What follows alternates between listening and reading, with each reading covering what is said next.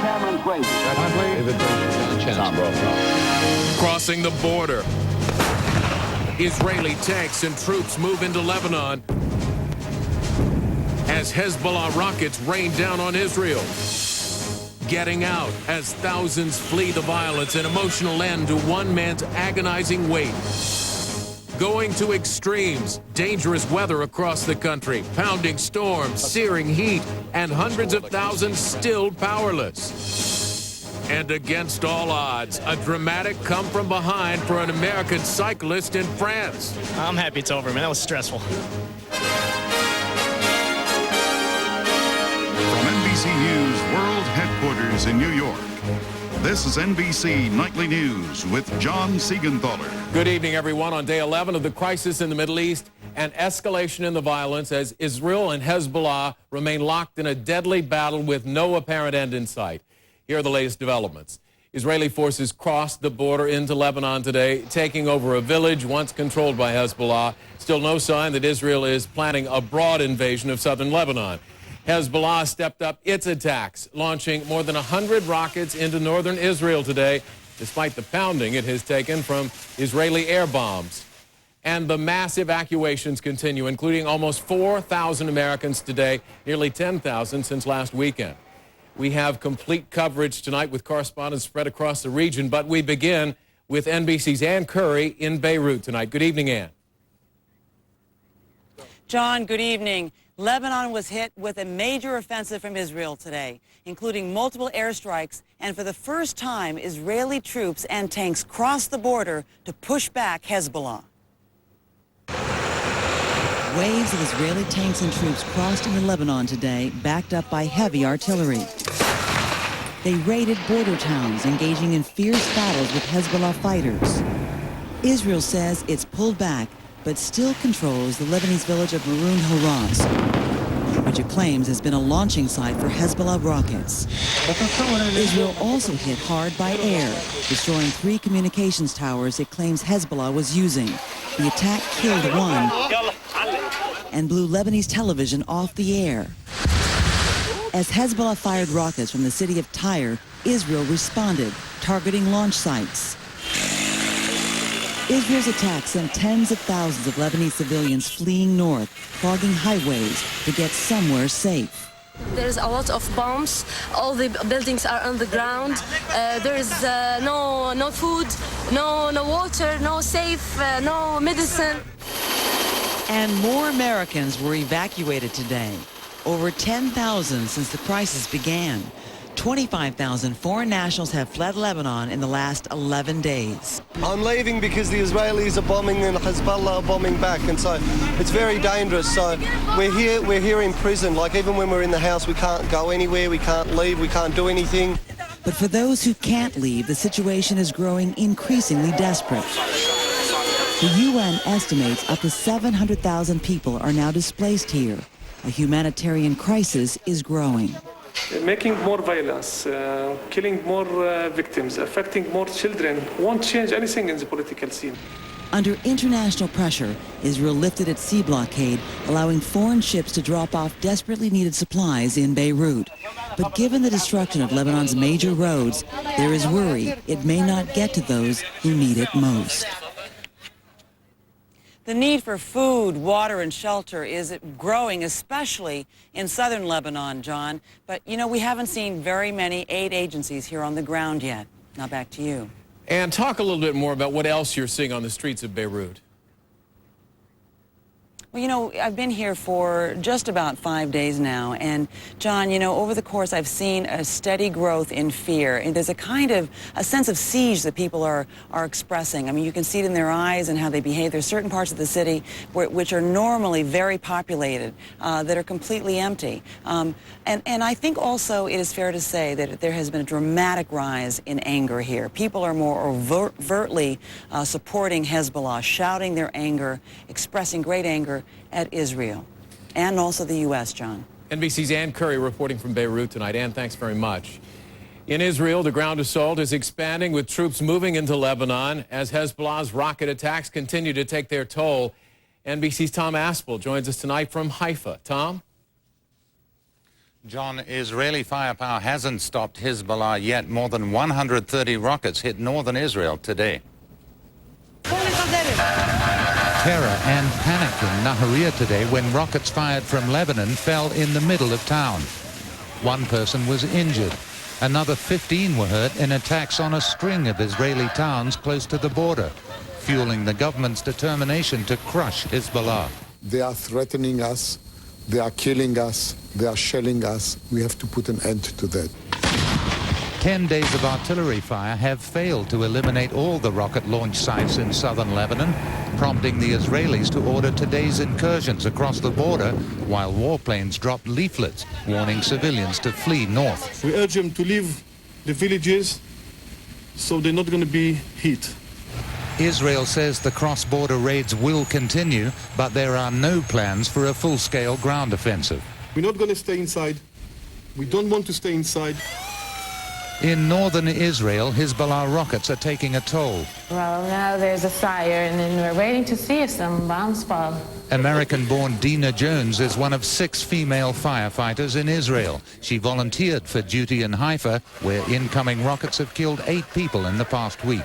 You adjust very fast to these situations, and the minute I got here, I felt, I was glad I came, and I'm not afraid.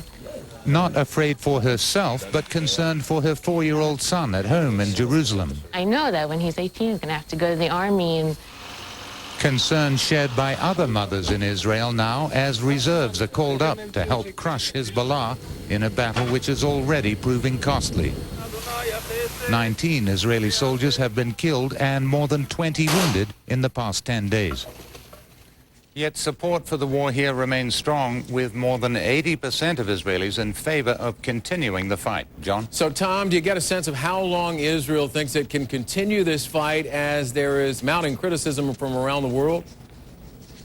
Well, I think the government keeps a close eye on international criticism, but the military feels as long as it doesn't hit a hospital, a school, or a major civilian target, then it can pretty much continue until Hezbollah is destroyed. John? NBC's Tom Aspel in Haifa tonight. Tom, thank you. The focus of the U.S. and many other countries has been the evacuation of their civilians trapped in Lebanon. That process is still underway. Their first stop, Cyprus. NBC's Dawn Fratangelo is in the town of Limassol. Danny Sphere is waiting in Cyprus. Just 2 weeks ago, he and his wife Sula were celebrating their daughter Christina's first birthday with family in Lebanon. What do they mean to you?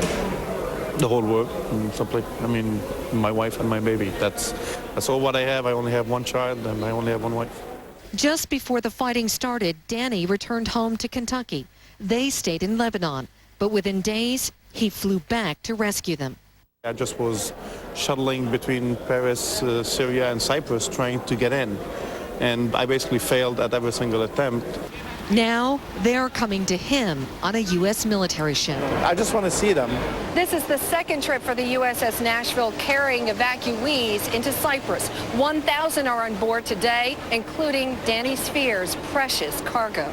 One by one, they started filing off. Families, many mothers and children, with Danny scanning the crowd. There were the elderly needing help, the young getting by just fine. I brought this from the boat, and the boat was big. And there was Harriet, delicately carrying a newborn to safety. Where did James come from? He came from Beirut. You adopted him? I adopted him. How old is he? He's 2 weeks old. No, nothing yet. But after nearly 2 hours, still no sign of Danny's wife and child. Yeah, I got a gentleman here who his wife and baby are still on board.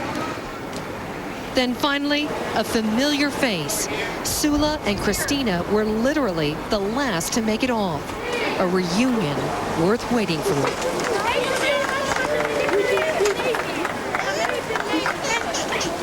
We can't wait to be home. Danny has booked yet another flight home. This time, they'll all be on it, together. Dawn Fratangelo, NBC News, Limassol, Cyprus. The White House continues to monitor the situation in the Middle East as Secretary of State Condoleezza Rice prepares for her diplomatic mission to the region. NBC's Rosalind Jordan joins us tonight from the White House with the latest. Good evening, Rosalind. Good evening, John. The president is at his ranch in Texas, but he is monitoring the situation. Resolving the Mideast crisis is at the top of his agenda. This morning, aides say the president made a phone call to the Turkish Prime Minister Recep Erdogan. They talked about the looming humanitarian crisis facing tens of thousands of Lebanese who have had to flee their homes because of the fighting. They also talked about Secretary of State Condoleezza Rice's upcoming trip to the region. Tomorrow, after the president returns to the White House, he heads straight to the Oval Office, where he's going to meet with Secretary Rice and top Saudi officials to talk about possibly raising money for Lebanese reconstruction and possibly organizing a donors conference. But that's effective once all the fighting stops.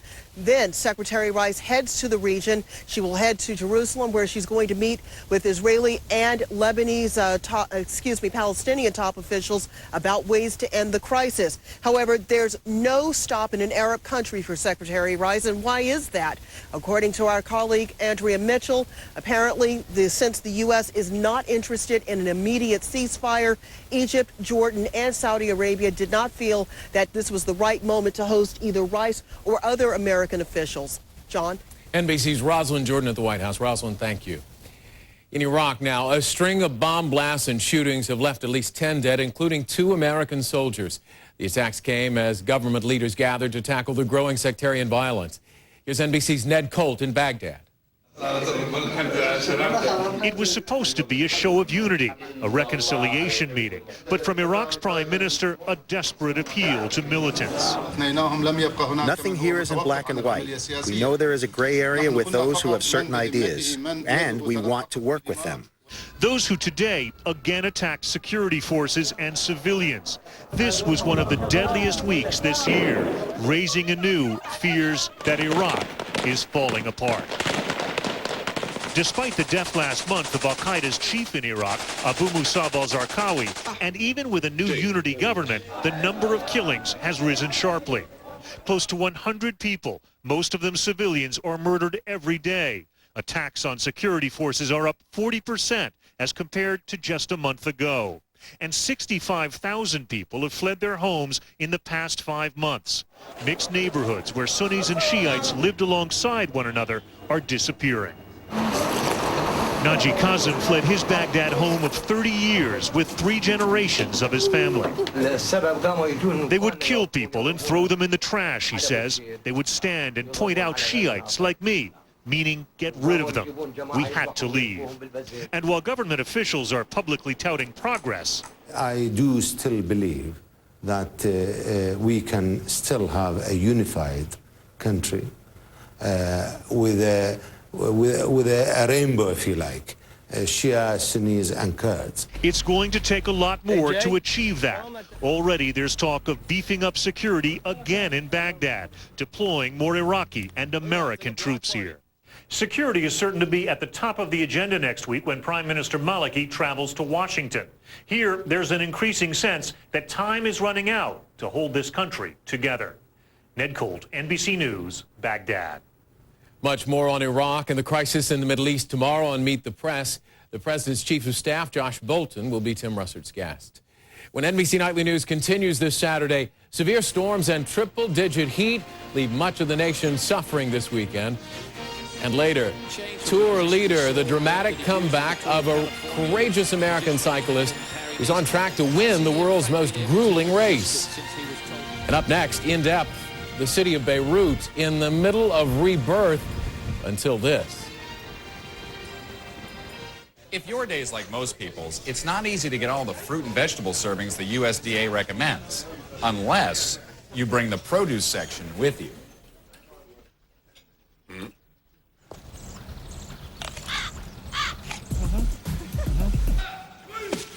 Bring it. Come. Or just start your day with a glass of Florida orange juice. 1 8-ounce glass counts as almost 25% of your daily recommended fruit and vegetable servings. Florida orange juice. Healthy, pure, and simple.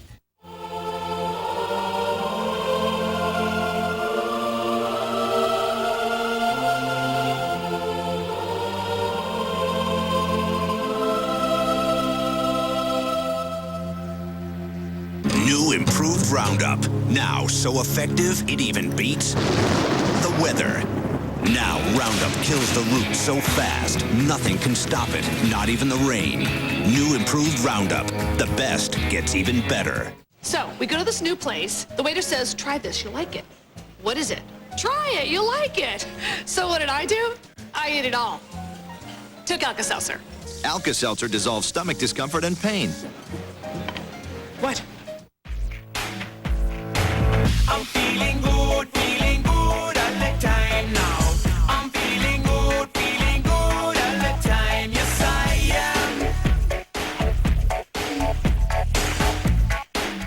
am. All of us have internal plumbing. But for some of us with frequent bladder urges, doing errands also means knowing where all the bathrooms are along the way. The worry your pipes might leak means you don't always detour from your route. But you can take another direction. Talk to your doctor about how to take care with Vesicare. Vesicare, once a day, can reduce urges and may help effectively manage bladder leakage day and night. If you have certain types of stomach, urinary, or glaucoma problems, do not take Vesicare. While taking Vesicare, if you experience a serious allergic reaction, severe abdominal pain, or become constipated for 3 or more days, tell your doctor right away. Common side effects are dry mouth, constipation, blurred vision, and indigestion. A chance to follow a whim, not always your urges. It's not just a pipe dream. Ask your doctor today if Vesicare is right for you. NBC News in depth tonight, Beirut's reconstruction in ruins. It has long been considered a jewel of the Middle East, a city rebuilding itself after the turmoil of civil war. Property values in parts of Beirut have risen 50% in the last few years, and the city was expecting at least $10 billion in new construction by the end of the decade. But that was before the bombs. As NBC's Kerry Sanders reports tonight in depth. Lebanon's infrastructure is decimated. In just 11 days, Israeli bombings have taken out more than 50 tunnels and bridges, 4 major highways, the airport's runways. Estimated cost of damage so far, $2 billion.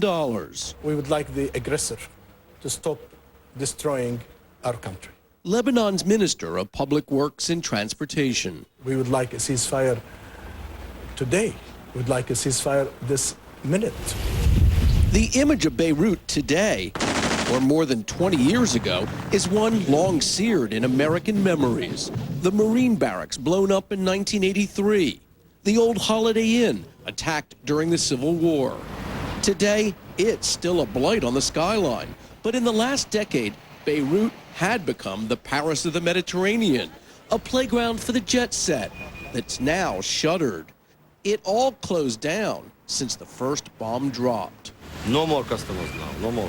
Downtown Beirut's skyline is cluttered with dozens of construction cranes. The building boom, driven by a belief violence was now a thing of the past. Average price about $1.8 to $2 million. Investment banker Fawazi Farah is financing a $45 million condo project downtown. Ironically billed where luxury and serenity meet.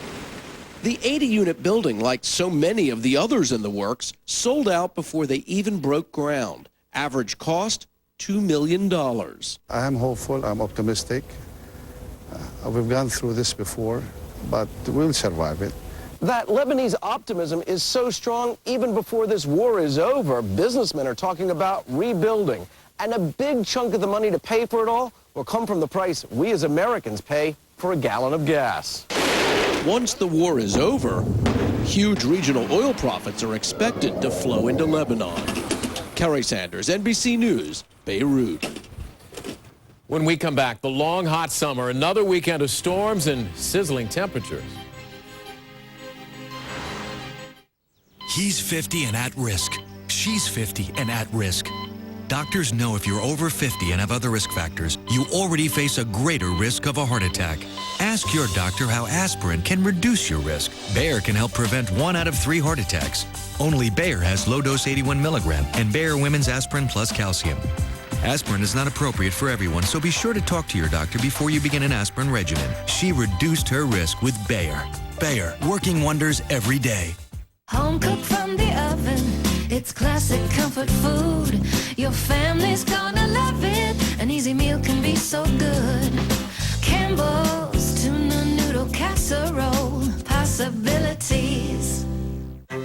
cholesterol. It can come from fettuccine Alfredo, but also from your grandpa Alfredo, from barbecue ribs, and from your Aunt Barbie.